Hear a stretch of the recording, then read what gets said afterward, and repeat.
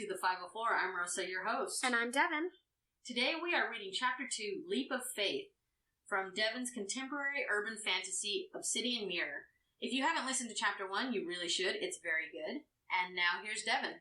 I'm going to give a quick recap of Chapter 1. I'm just kidding. It's 9.5 minutes. Just go check it out. It's titled Episode something or other. The Dying Grounds. 4? 3? I don't know. Whatever. You'll find it. So this chapter is from a new point of view. And here we go. Chapter 2, Leap of Faith. I don't owe the convict by suspicion police a thing, Aastrea thought as she turned from the dimensional doorway she had laid into the ground. Reaching into her jacket for her Camel Crush cigarettes, she stuck one between her lips and ignited it with a flicker of will. Then she stared at the 2 letters branded into the back of her left hand. N.D. The wound that wouldn't heal. Even though she had been branded 2 weeks ago, the scars were still tender, and would fester until the battle mage who had given her the brand died, or if he removed his magic. The ND was a death sentence. It told every creature and magic user who saw it that the battle mages would pay $500,000 US just for her location.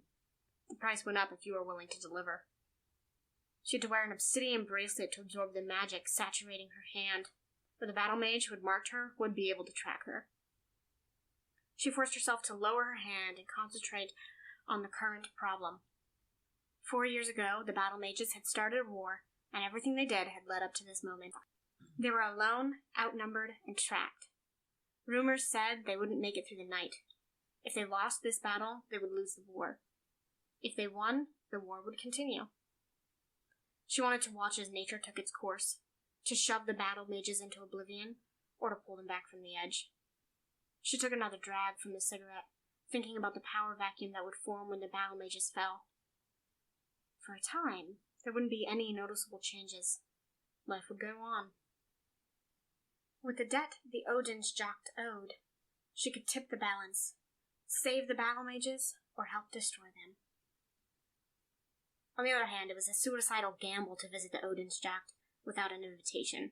Even with the token in her pocket, they might still kill her. They didn't exactly have a reputation of tolerance. More like kill first and ask questions never. Glancing at the surrounding twisted trees of Kraiswala Lost Grove, Kraswawa, Krawaski Wesklana, whatever. She wasn't like other battle mages, and proper pronunciation wasn't one of her problems. Glancing around, she could hear their music. The trees ripped at the air currents passing through their leaves and branches. To her ears, the 90-degree curvature at their bases made this place special, added to the songs, created a symphony. Their sounds were distinct and separate. Piano and trumpet, butter pecan ice cream and chocolate sauce. A good book turned into a bad movie. Aastrea threw her cigarette to the ground and pulled out another. Besides, she thought, the last time I approached battle mages, they screamed, "Necromancer," branded me Nuriza des Domina, and tried to kill me.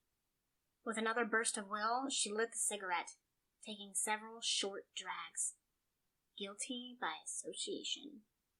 And we're going to take a short break while Devin gets her drink. Actually, not wine this time. That's going to be beer.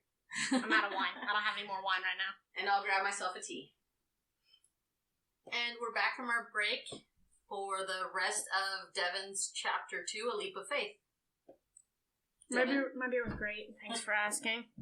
I'm not going to say what it is, but if any beer companies are out there looking for, like, a brand or whatever, just DM me, yo. Alright.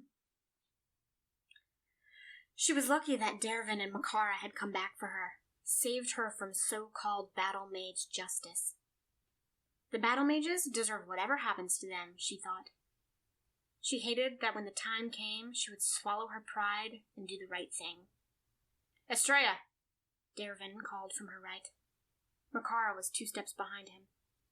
They wore black ceremonial robes, and jagged, dark brown symbols adorned their faces. As they came closer, the necromonic symbols became clear. Inwardly, she cringed. Someone had died a horrid and painful death. Aastrea took another hit from her cigarette, smiled, and blew out the smoke. Thinking she was waiting for them, Dervine and Makara slowed their pace, smiling warmly back. Aastrea took another drag as she adjusted her turtleneck, making sure the scars on her neck weren't visible. Aastrea didn't even know which race of others the battle mages fought. The rumors were vague, and the term encompassed anything that wasn't human, from the weakest pixies to the oldest gods. She could rule out pixies. Dropping her cigarette to the dirt, she crushed it under her boot, enjoying the sound it made as she ground it into the gravel. Dervine and Makara would try to protect her from herself if they came any closer. She owed them for raising her, for teaching her, for keeping her alive. But today, she had other scores to settle. Aastrea stepped into the dimensional doorway. Gravity pulled her down.